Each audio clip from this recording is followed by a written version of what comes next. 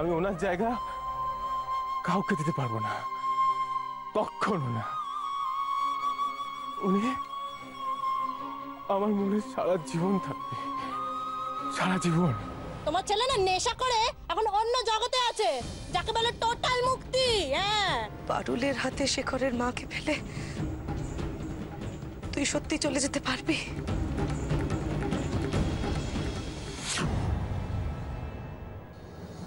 এই শেখর, শেখর দেখ দেখ, এরা তোর নামে সব নিচে অপবাদ দিচ্ছে।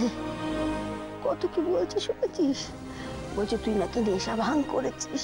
হ্যাঁ হ্যাঁ শেখর, বলছে তুই নাকি ছাইপাশ কি সব গিলেছিস।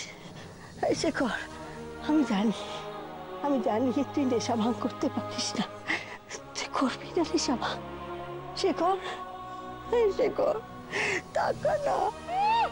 শোনো বুড়ির কথা, আমি জানতাম লোকের বয়স হলে কানে কম শোনে, চোখে কম দেখে, কিন্তু নাকেও যে কম শোকে সেটা জানতাম না। বলছি তোমার কি সব ঘেরান শক্তি লোপ পেয়েছে? ছেলেরা তো কাছে থেকে মুখ থেকে গন্ধ পাচ্ছ না তুমি? আমার ছেলে নেশা ভাঙ করলে তো মদের গন্ধ পাবো। আমার ছেলে ওইসব নেশা ভাঙের জিনিস খাওয়া তো দূরের কথা, কোনদিন ছোঁয়নি পর্যন্ত। হ্যাঁ, ও শেখর, তোমার ছেলে তো একেবারে ধোয়া তুলসী পাতা, ভাজা মাছ দিয়ে তো উল্টে খেতে জানে না, কিন্তু মদটা ঠিক জলের মধ্যে গিলতে জানে। না শোকো শোকো, তোমার গণদার ছেলের মুখে গন্ধ শোকো। পাচ্ছ এবার, পাচ্ছ? হ্যাঁ, হলো এবার।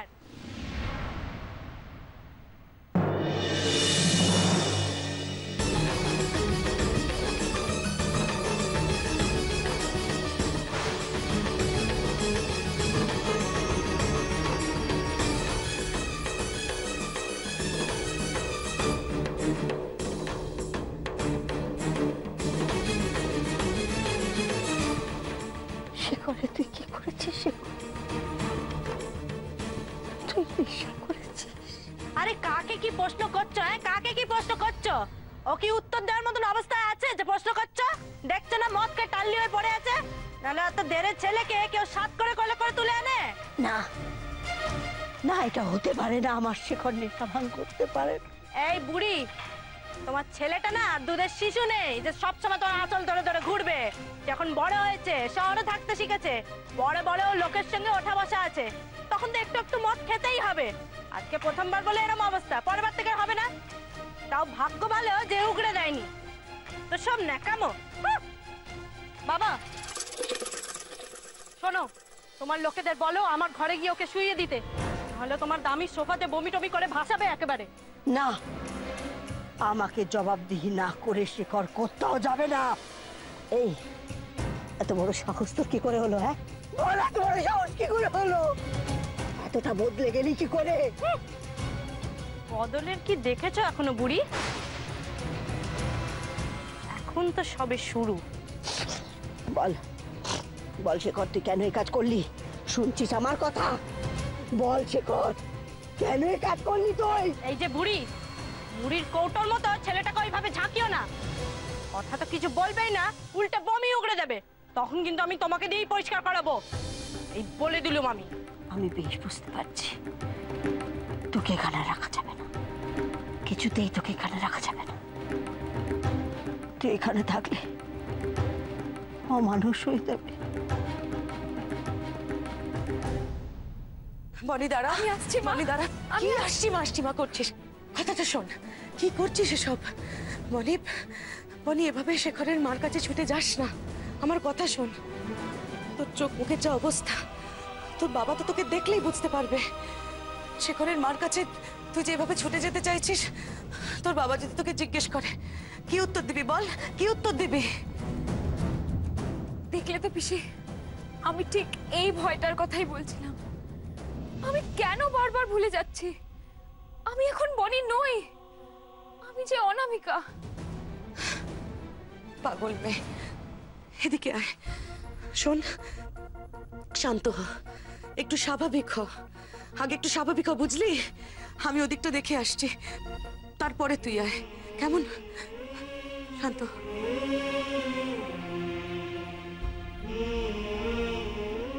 এই বুড়ি বেরো, থেকে, বেরো এই বাড়ি থেকে। এই বাড়ি থেকে যদি বেরোনো থাকে না, তুমি বেরোবে। তোমার ছেলে কোথাও যাবে না, বেরোবে। তোমার ছেলে এখন আমার হাতে পুতুল গো, পুতুল। সে এখন আমার কথায় ওঠে বসে, আমার কথায় নাচে। হ্যাঁ, বেরো বাড়ি থেকে। আমার শেখরকে ছেড়ে কোথাও যাবো? শেখর, শেখর, শেখর, তোমার ওই শেখরের শেখর আমি এই বাড়ির মাটিতে পুঁতে দিয়েছি। হ্যাঁ, এখনো আমার সঙ্গেই থাকবে। যাওয়ার থাকলে তুমি যাবে, আর তুমি গেলে সে আমরাও বাঁচবো, বুঝলে? এই কি হচ্ছেটা কি? কি করছে এটা তুমি? উনি অসুস্থ, ছেড়ে দাও, ছেড়ে দাও ওনাকে। এই সুস্থ কি অসুস্থ সেটা আমি বুঝবো। এই বুড়ি আমার শাশুড়ি হয়, তোমার তাতে কি? হ্যাঁ, তোমার তাতে কি? অনেক নেচে কেঁদে এসছো, এবার যাও বিশ্রাম করবে। যাও যাও। এই একদম ভদ্রভাবে কথা বলো পারুল। তুমি জানো কার সঙ্গে তুমি কিভাবে কথা বলছো? সেটা না আমার জেনে লাভ নেই। আমার কাছে নাক গলাতে এলে না, আমি কাউকে ছেড়ে কথা বলি না, সে যত বড়ই মাতব্বর হোক না কেন। এই চলো, চলো। তোমার সাহস দেখে আমি সত্যি অবাক হয়ে যাচ্ছি পারুল। দাদা, তুমি থাকতে, তোমরা সবাই থাকতে, তোমরা তোমরা পারুলকে কিভাবে অ্যালাউ করছো এটা? কিসের তাগিদে দাদা, কিসের তাগিদে এই মেয়েটার এত বড় একটা অসভ্যতামি তোমরা সহ্য করছো? সেটা বাবা মেয়ের মনের তাগিদ, সেটা তোমাকে বুঝতে হবে না। তুমি যাও নিজের ঘরে, যাও বিশ্রাম করে যাও। তুমি কিন্তু মাত্রা ছাড়িয়ে যাচ্ছ পারুল।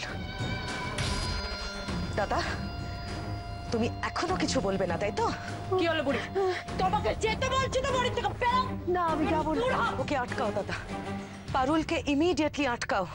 তুমি বুঝতে পারছো না, শেখরের যখন জ্ঞান ফিরবে, ও যখন জানতে পারবে তোমাদের চোখের সামনে এভাবে ওর মাকে তাড়ানো হয়েছে, ও কিন্তু সেটা মেনে নেবে না দাদা। আমি যতদূর শেখরকে চিনি, শেখর কিন্তু ওর মার এই অপমানটা মানতে পারবে না। ওর ঘাড় মানবে, আর সেটা আমার চিন্তা। তুমি তো দেখছি আমার বড় ব্যাপারেও কথা বলছো। এই আপনারা এখানে দাঁড়িয়ে দাঁড়িয়ে এখনো কি করছেন? ওকে পাজা কলা করে তুলে আমার ঘরে রাখুন, যান। এই বুড়ি, ভালোই ভালো কেটে পড়ে বলছি, আমার মটকা গরম করিও না। আমি আমার শেখরকে ছেড়ে কোথায় যাবো? নাও ঠেলা, এখন কি কোথায় যাবে সেটাও বলে দিতে হবে? নিজের বাড়ি নেই, চেনো না তুমি নিজের বাড়ি? নাকি সারা জীবন এখানে থেকে গেলার ইচ্ছে? বেরো, বেরো এই বাড়ি থেকে, বেরো। আমি যাবো। বেরো। দাদা, তুমি যদি এখনো কিছু না পারো। এক্স্যাক্টলি সোমনাথ দা, পারুল কিন্তু অসম্ভব বাড়াবাড়ি করছে। স্পেশালি সুমির সঙ্গে যেভাবে বিহেভ করলো, সেটা মোটেই টলারেট করা যায় না। তোমরা বারবার একটা কথা ভুলে যাচ্ছ, পারুল তো এরকমই, আর এরকম বলেই তো ওর জন্য একটা গ্রুমার রাখা হচ্ছে। রাতারাতি তো কোনো মেয়ে বদলে যেতে পারে না, ওকে একটু সময় দিতে হবে, আমাদের একটু পেশেন্ট হতে হবে। এরকম একটা সময় তোমরা ওর সাথে মুখ লাগিও না, আর কি। তা বলে শেখরের মাকে, এরকম একজন বয়স্ক মহিলাকে এইভাবে ও বাড়ি ছাড়া করবে?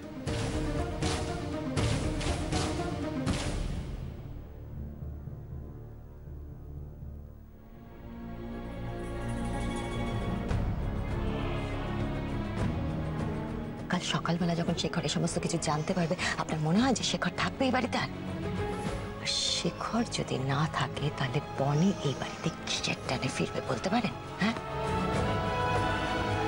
যান, যান গিয়ে পারুলকে এক্ষুনি আটকান। এই বুড়ি দেখছি মহাঠাটা, এত করে বেরোতে বলছি তাও বেরোতে পারছো না। বেরো, বেরো বাড়ি থেকে, বেরো। বেরো বলছি। আমি আমার শেখরকে ছেড়ে যাবো না। আমি আমার শেখরকে ছেড়ে যাবো না।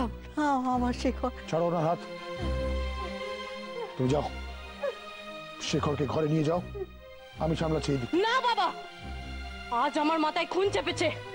এই বুড়ির কিস্সা খতম না করে আমার শান্তি নেই। এই বুড়ি যখন বলেছে যে সে বাড়িতে থাকবে না, তখন তোকে বেরোতেই হবে। এই বেরোতে বলেছি আমি। বুড়ি বেরো। আমার শেখরকে ছেড়ে আমি যাবো না। এই বুড়ি, শেখর, শেখর, না আমি যাবো না। বেরো।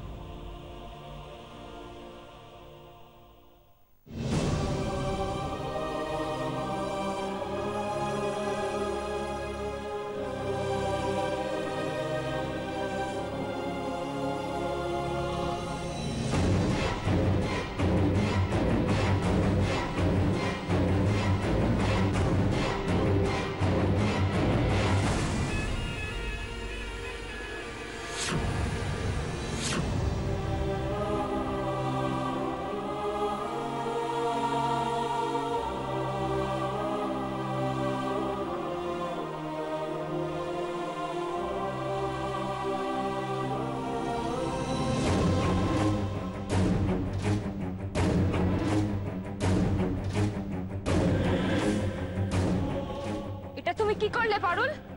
কি করলে এটা? কেন ওনাকে এভাবে ধাক্কা দিলে? কেন? কেন সেটা আমি বুঝবো, তোমাকে কৈফিয়ত দেবো কেন? হ্যাঁ, কোন দুঃখে? আমার শাশুড়ি, আমি তাকে তোয়াজ করবো না মেজাজ দেখাবো, বাড়িতে রাখবো না বাইরে, সেটা আমি বুঝবো। তুমি বলার কে? হ্যাঁ, তোমার এত গায়ে লাগছে কেন? আমার গায়ে লাগছে কারণ উনি আমার মা।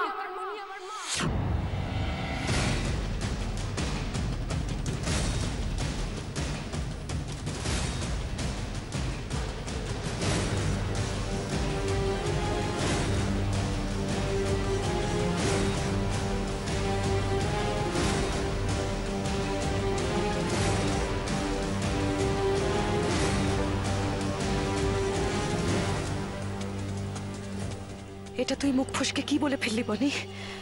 এবার তো তুই ধরা পড়ে যাবি। কি হবে এবার?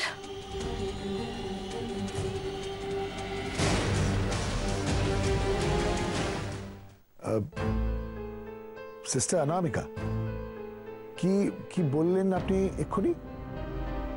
উনি কি হন আপনার? আমরা প্রভু যিশুর সন্তান স্যার।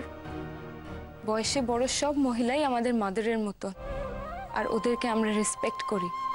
তাই কোনো মাকে এইভাবে অপমানিত হতে দেখলে আমাদের শিক্ষায় সেটার প্রতিবাদ করতে শেখায়, আর আজ আমি সেটাই করেছি।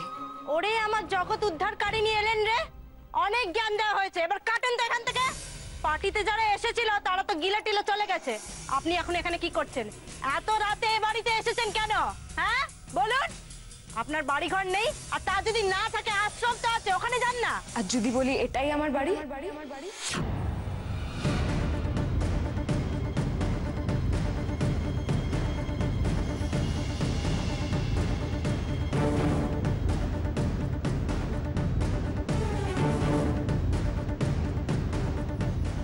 তোমার বাড়ি মানে? যে কোনো কাজকে ঠিকভাবে করতে গেলে শুধু কাজটাকে নয়, কাজের জায়গাটাকেও নিজের ভেবে নিতে হয়। আর এখন থেকে তো এটাই আমার কাজ। তোমাকে যতদিন না ঠিকঠাক করে মানুষ করে তুলতে পারছি, ততদিন তো বেশিরভাগ সময়টা আমাকে এখানেই কাটাতে হবে। তাই এটাকে যদি আমি নিজের বাড়ি ভেবে নিই, তাতে ক্ষতি কি? মিস্টার চ্যাটার্জি, আমি পার্টিতে নিমন্ত্রিত ছিলাম ঠিকই, কিন্তু আমি এসেছিলাম আমার কাজটা করতে। সেটা তো আজ আর হলো না। তাই আমি আপনাকে ইনফর্ম করতে এসেছিলাম যে পারুলের আজ আর কাল দুদিনের সেশনটাই আমি কাল কমপ্লিট করব। ওকে সঠিক শিক্ষা দেওয়াটাই আমার কর্তব্য, আর সেটাতে আমি এতটুকুও অবহেলা করব না। এই বলা শেষ হয়েছে? শেষ হয়েছে? দয়া করো এসো এবারে।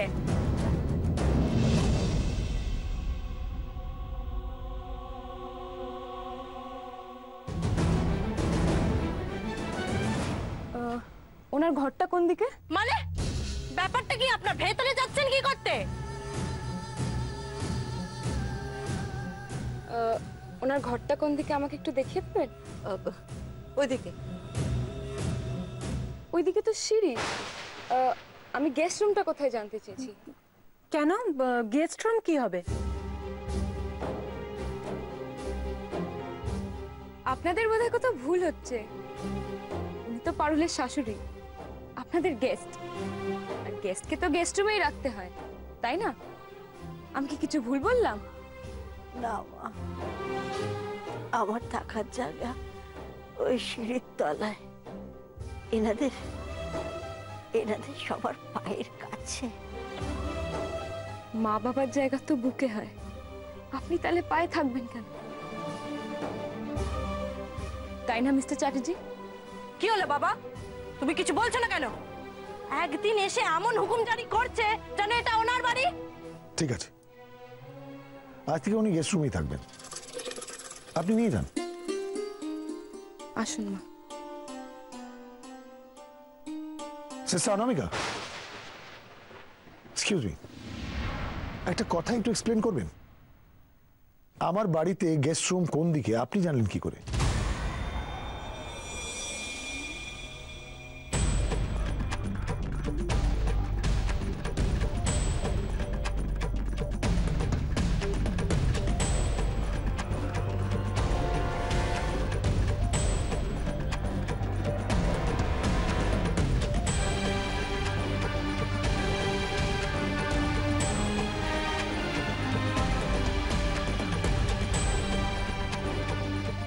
এবার কি হবে?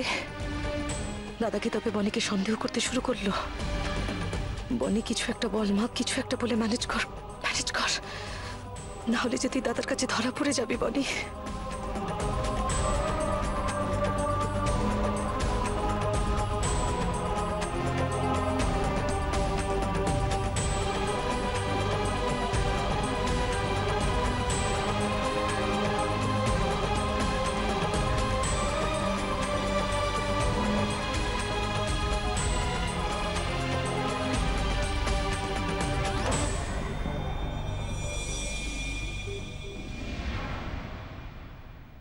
কি হলো সিস্টার অনামিকা, আপনি আমার প্রশ্নের উত্তর দিলেন না।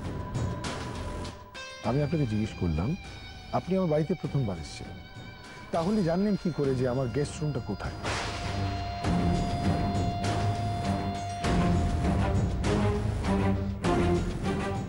ও জিসাস, আমাকে একটা পথ দেখাও, আমাকে বাঁচাও প্রভু। কি বলবো এখন আমি? বাবা বুঝি মাস্টারনিকে আমার থেকে বেশি বুদ্ধিওয়ালা ভাবছে, ফস করে এই প্রশ্নটার উত্তর দিয়ে দেবে। দাঁড়াও, এবার বোঝাচ্ছি কার বেশি বুদ্ধি। কি মাস্টারনি জোগাড় করলে তুমি বাবা? এটা সোজা প্রশ্নের উত্তর দিতে পারছে না, এই কি পড়াবে আমাকে? এটা স্বাভাবিক না যে এত বড় বাড়িতে অতিথির ঘরটা ভেতরেই হবে? আর নাকি এটা কোনো অনাথ আশ্রম যে সবাই মিলে একটা ঘরে গুজি মুজি করে থাকবে? কারণ আমি যখন কথা বলছি বলেছিলাম আমি তোমাকে। হ্যাঁ, আমিও তাই ভাবলাম, ভেতরে নিশ্চয়ই কেউ না কেউ থাকবে যে আমাকে গেস্ট রুমটা দেখিয়ে দেবে।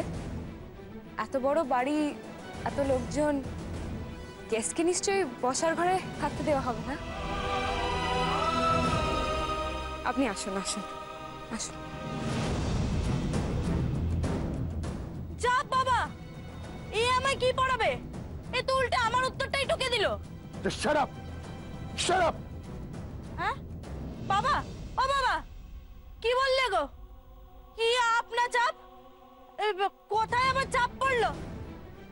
কি যে ইংরেজিতে বললে বুঝতে পারলাম না, কালকে মাস্টারনিকে জিজ্ঞেস করবো। হ্যাঁ,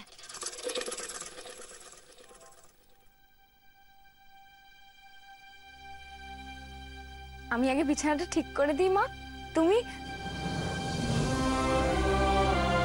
আপনি বসুন ততক্ষণ, আমি বিছানাটা ঠিক করে দিচ্ছি।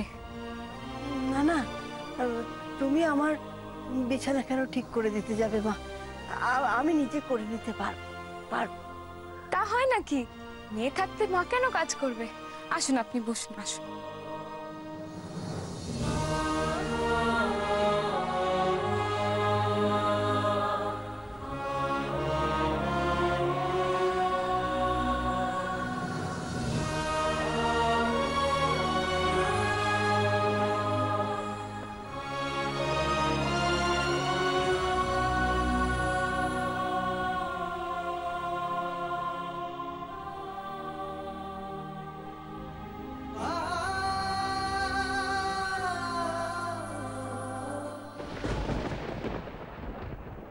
কে মেয়েটা?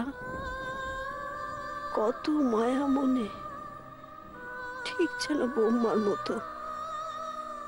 কেন জানি না, খুব আপন লাগছে মেয়েটাকে। বৌমাও তো মায়ের মতোই আমার যত্ন করতো।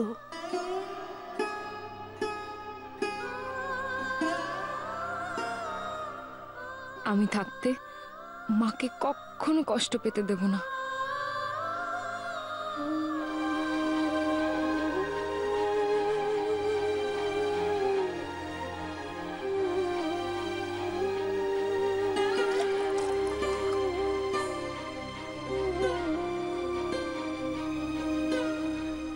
এখানে তোমার আপনার জলটা এখানে রাখলাম, আর এই যে সুইচটা, এটাই লাইটটা সুইচ। আপনি যদি রাতে ওঠেন, লাইটটা না জ্বালিয়ে কিন্তু উঠবেন না, কেমন? ও, আপনার তো ঘুমের ওষুধ লাগবে, আমি এক্ষুনি এনে দিচ্ছি। বৌমা,